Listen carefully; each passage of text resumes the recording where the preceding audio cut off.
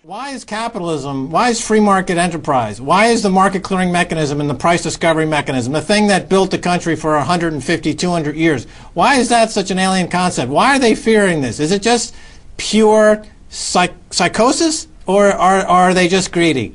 Well, you have an oligarchy that's in command or in charge, and they don't want to lose their position, which is perfectly understandable. I mean, if you were in an oligarchy, good chance that you probably wouldn't want market pricing, price clearing through the market as well, because you may be displaced. With that being the case, it's going to happen over time because there's disequilibrium is too large. So it's just a matter of how long it takes. Either you do a 20-year Japanese slide and counting, because Japan is still entertaining another round of QE or actually engaging in it, or you do a much sharper cliff, which would be much more painful, but which will bring true organic economic development and growth much quicker. So it's just a matter of time and the rate of descent and then ascent. The faster you descend, the faster you ascend. But you have the oligarchy issue. I can almost guarantee that there's going to be some type of disruptive creation. You've already seen it happen with Bear Stearns, Lehman Brothers, Washington Mutual, etc.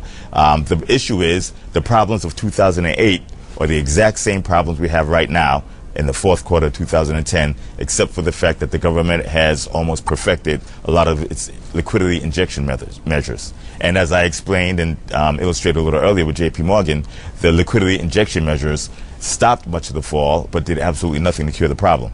And the only way to cure the problem is the pricing, the proper pricing of the assets that are sitting on bank and real estate and other companies' balance sheets. So finally, as we look ahead to this announcement of this quantitative easing announcement that's forthcoming. So basically, based on what you're saying here, is that if the idea is to get rid of the oligarchs and to return to some economic system that is at least nominally democratic, that number should be as close to zero as possible. Is that a fair statement?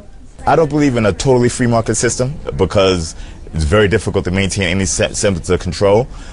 So I believe that there should be some safety netting, and that safety netting should support conventional traditional banking. In other words, everybody who has, every Joe Six-Pack and grandmother who has their money in CDs should have that amount protected.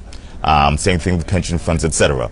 The oligarchs, some of them can even stay in their positions if they're prudent enough to stay in those positions from a financial perspective.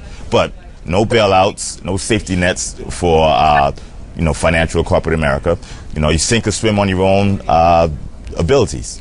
With that being the case, much of the oligarchy has shown that they cannot maintain in that position, which is why the government came in and bailed everybody out to begin with.